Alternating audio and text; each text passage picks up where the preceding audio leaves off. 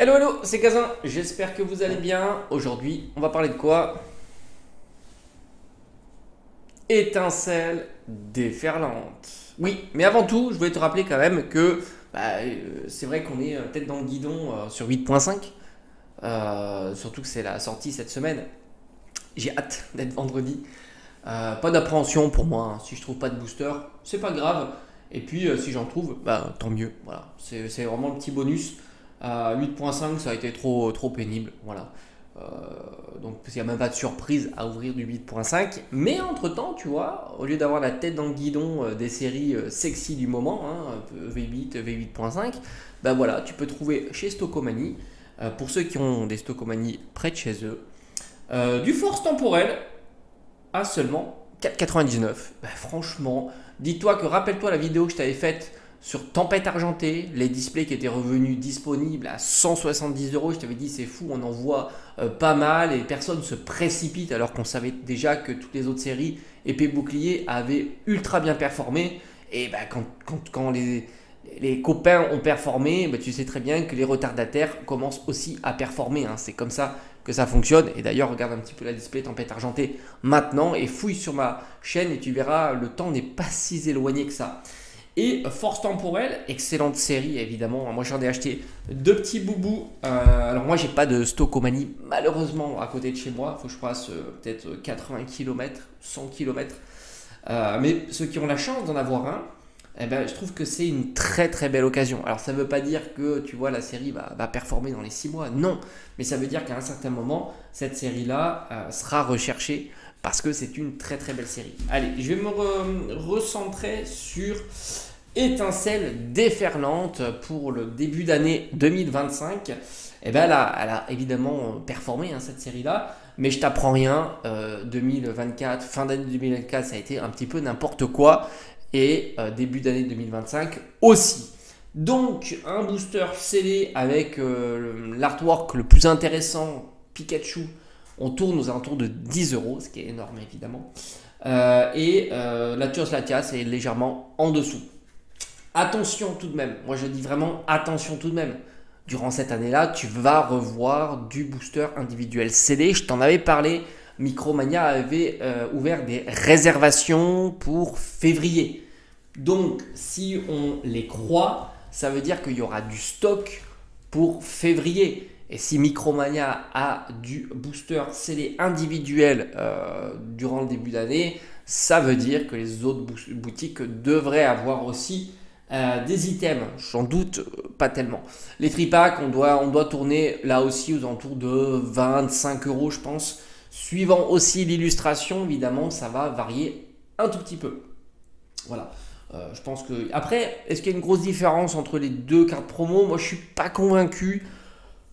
Elector, évidemment, plus populaire, mais j'ai envie de dire, c'est plutôt à la marge. N'oublie pas, d'ailleurs, petite parenthèse, un petit peu comme on a fait avec Force Temporelle, t'as les petits duopacks du moment, hein. Alors, c'est pas dégueu, hein, quand même, puisque tu retrouves derrière du Astre Radieux. Voilà, pour ceux qui ont envie de découvrir la série Épée Bouclier ou de la redécouvrir, pour 12 euros, parce que ça vaut 12 balles, ça, tu as du Astre Radieux et aussi un booster EV1. Bon, c'est pas si mal. Et puis, n'oublie pas que durant l'année, on devrait revoir arriver d'autres duopacks, là aussi. Peut-être avec du Star Étincelante, peut-être avec du Tempête Argentée.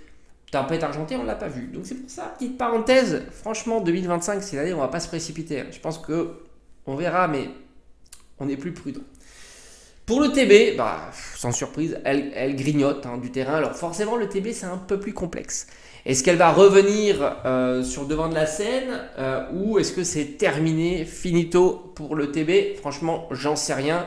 Et puis j'ai envie de te dire, cet item-là, le TB, si elle devait revenir, bah, tu risques de même pas l'avoir, voilà, tout simplement. C'est pas comme les boosters individuels, même si ça va être compliqué. Mais disons que les boosters individuels, les gens vont se concentrer sur Pikachu, Latios Latias, donc tu verras les restes. Pondra-Lugon, Noix de Coco. Ça marche à tous les coups. Les tripacks, tu verras aussi. Le TB, c'est pas la même histoire. Bon, on pourrait parler du bundle aussi qui a surperformé. On doit être dans les 50, 60 euros, peut-être même plus.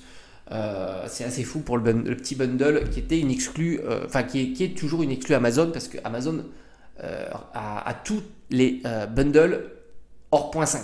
Voilà, c'est leur petite exclusivité. Le TB, on est sur les 100 balles. Hein, voilà, c'est énorme hein, quand même pour une ETB si récente. Et surtout sur une série hors point 5. Voilà, c'est un petit peu la nouveauté. Ah, on n'était pas habitué à ça sur des séries, on va dire, classiques.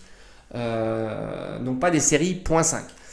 Voilà, mais le TB, bon, on ne sait pas trop hein, si ça va revenir. On n'est pas à l'abri d'une bonne surprise, hein, attention. Hein, il y a deux ETB qu'on a revus, ou rappelle-toi, même je me souviens très bien, on avait dit attention sur les réseaux sociaux. On avait eu faille paradoxe, peu de printage, voilà, il y avait un message comme ça. Tu peux regarder, hein, si tu regardes les vidéos d'époque, avant que ça sorte, on avait peur que faille paradoxe, et qu'au final, faille paradoxe, on en a vu encore hier. Enfin, j'exagère un peu, mais on en a vu pendant un petit moment. Donc ça, c'est fou. Mais attention, EV8, c'est une série très très particulière. Très particulière. Et c'est pour ça qu'on va voir un petit peu l'évolution aussi des prix des cartes. Et contrairement, elle est un petit peu à contre-courant cette série-là. Parce qu'en règle générale, les prix des cartes ont tendance à diminuer avec le temps. Rappelle-toi du Rugilune, hein, alors lui, il s'était un petit peu enflammé, le Rugilune. De EV4 avec des 100, 200, 100, 150, 200, 250 et puis il est redescendu et ainsi de suite. Là, bon, évidemment la série est très fraîche, hein, donc c'est compliqué d'avoir un recul, mais on va la suivre. Mais ce qui est aussi particulier sur cette série-là, c'est que tu as, on va dire, 3 grosses SAR. Ça, c'est quand même assez intéressant. Tu me diras, sur force temporelle, on est quand même pas loin. C'est pour ça que je me dis force temporelle, on l'imagine pas, mais c'est une série qui a quand même un sacré potentiel. Enfin, franchement, c'est une série, et pourtant, tu vois, j'en ai pas beaucoup dans ma collection. Donc, tu vois, c'est même pas une question de où je sois intéressé pour que cette série progresse. J'ai pas de TB, je te le dis. Hein. J'ai pas de bundle. Je dois avoir quelques boosters CD, mais très peu. Tu vois. Mais je me dis, force temporelle, quand tu regardes bien dans le détail de la série, je me dis, il y a un sacré potentiel quand même. Sacré potentiel. Et puis là, tu la vois un peu sur Stockomanie à 5 balles. Bon, bref. Pour EV8, franchement, c'est assez fou d'ailleurs parce que au final, je te dis, il y a 3 SAR, mais même pas. On va dans le détail. Pikachu, évidemment. Pikachu, c'est le moteur. Hein. C'est vraiment le moteur, mais tu vois, c'est un sacré moteur. Hein. Plutôt un réacteur, tu vois. Là, on est vraiment dans le réacteur. Elle a ultra bien performé. Il faut savoir qu'une SAR, parce qu'on va parler un petit peu d'espérance mathématique de ces cartes-là. Il faut savoir qu'une SAR, on va dire, on est à une chance sur 1000. Une SAR donnée. Donc un Pikachu, c'est une chance sur 1000, Milobelus, une chance sur 1000, et ainsi de suite. Et on est aux alentours, alors je pense que c'est une carte qui doit s'échanger aux alentours de 600 €, peut-être même un petit peu plus. C'est énorme hein, quand même, pour cette période-là. On n'est plus la période hype où les prix avaient été catapultés. On est plutôt dans une période plutôt difficile sur les cartes, en règle générale. Voilà. En règle générale. Alors évidemment, ça, c'est pas toujours le cas. Et c'est vrai que Pikachu, il te montre un petit peu le contraire. Maintenant, elle est récente la carte. Mais on est dans les 600, 650 €. C'est pas mal. Mais en termes d'espérance mathématique, rien d'exceptionnel. Très bonne carte. En espérance mathématique, on est sur du 60 centimes pour cette carte-là. Donc t'imagines, sur une carte, déjà 60 centimes sur l'ouverture d'un booster. C'est énorme. Hein, ça pèse. Pour une carte à 60 centimes, c'est énorme quand même. Mais on est de l'acabit d'une Octali. Voilà, VMAX. Voilà, si on devait la comparer, on est au même niveau. On n'est pas au-dessus, on n'est pas en dessous, on est au même niveau. Alors c'est vrai que pour une carte aussi récente, c'est énorme. Et surtout contextualisé dans un moment où bon, les cartes, c'est pas ouf. Mais tu t'aperçois que sur cette série-là, tu en as d'autres. C'est ça qui est assez fou. Parce que malgré tout, l'Atias, on est aux alentours de 200 €. Ce qui est pas mal aussi, hein, franchement, 200 balles pour une carte qui est pas la top 1 de la série, c'est assez énorme. Donc du coup, espérance à 20 centimes. Si tu fais le calcul d'à peu près toutes les SAR, on est aux alentours de 1,50 € sur ton ouverture. C'est pas mal. C'est pas exceptionnel, mais c'est pas mal. Et si tu les compares à d'autres séries antérieures, c'est mieux, évidemment. On a aussi le Milobelus qui fait plus de 200 €. On est plutôt presque aux 200 €, 180, 190 €. Donc ça, c'est assez énorme. Mais malgré tout, tu prends le Trioxide et commence à flirter avec les 100 €. Puis la tendance, elle monte. C'est ça qui est assez fou. Même le Pondralugon, tu vois, on l'a vu plus bas, 40, 50 €. Le Noix de Coco aussi, il monte aussi 80, 85 €. Et en fait, tu t'aperçois que énormément d'SAR ont diminué, puis sont mises à remonter. Le Fermite, c'est je crois que le plus probant. Je crois que je l'avais vu une fois à 25 ou 30 euros. Tu me dis, et là on est à 60, 70, voire même 80 euros.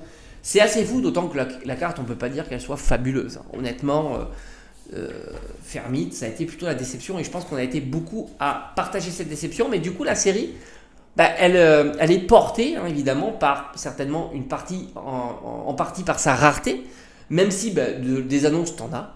Faut être assez lucide. Hein. Si tu cherches une SAR en particulier, tu as quand même de la concurrence. Hein. Tu prends une plateforme, tu regardes le nombre d'annonces disponibles, c'est pas mal. Donc il y a de la concurrence, mais malgré tout, les prix sont quand même assez hauts. Même les cartes, par exemple, Atalante en SAR, on est sur une cinquantaine d'euros. Hein. C'est pas rien quand même sur une carte dresseur. Bon, je parle pas du Pikachu aussi qui est très très haut. Je crois que c'était dans les 180 euros le Pikachu Gold. Très très belle aussi. Moi j'aime bien les Gold, mais je sais que c'est pas la tasse de thé de tout le monde.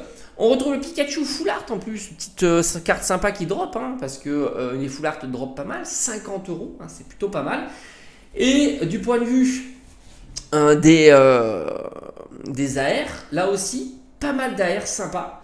Évidemment, on va noter le Latios. Alors l'espérance mathématique des AR, on est aux alentours de 1,50€, c'est pas mal aussi.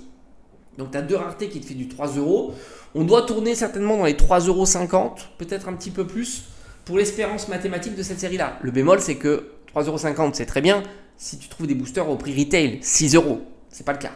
Tu vois, parce que on te rappelle-toi, on s'était toujours dit 50% de perte, c'est cool, mais pas plus.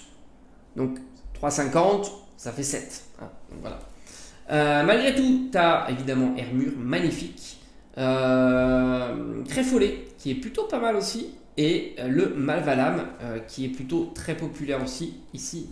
Petit Malvalam. Donc au final, tu vois, la série est sympa. Tu as des petites foulards à 10 balles aussi, comme le Latias. Après, les foulards, c'est toujours très bon marché. Hein. C'est fou parce que, faut pas croire, mais Latias, c'est Pokémon qui parle quand même.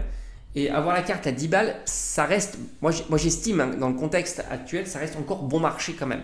Tu vois, malgré tout. Maintenant, le petit message sur cette série-là, hormis le TB, les autres items, je pense que raisonnablement, on peut se dire que ça va revenir. Alors, je n'ai pas parlé de la display.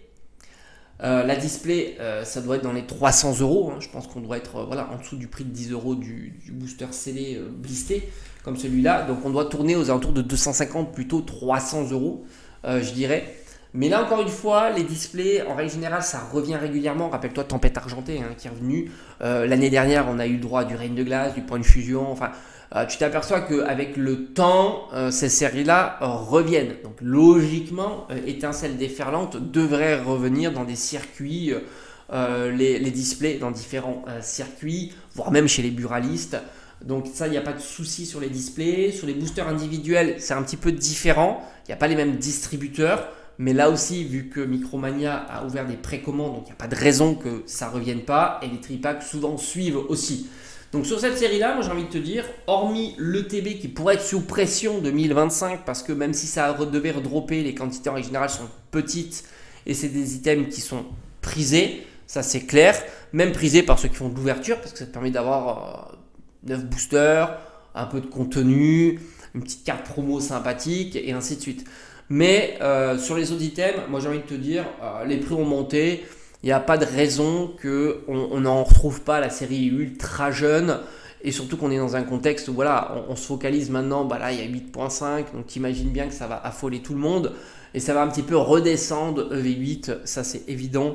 Donc sur EV8, moi j'estime qu'il n'y a pas de réel souci sur cette série-là. Puis n'oublie pas qu'il y aura de la chronologie à suivre.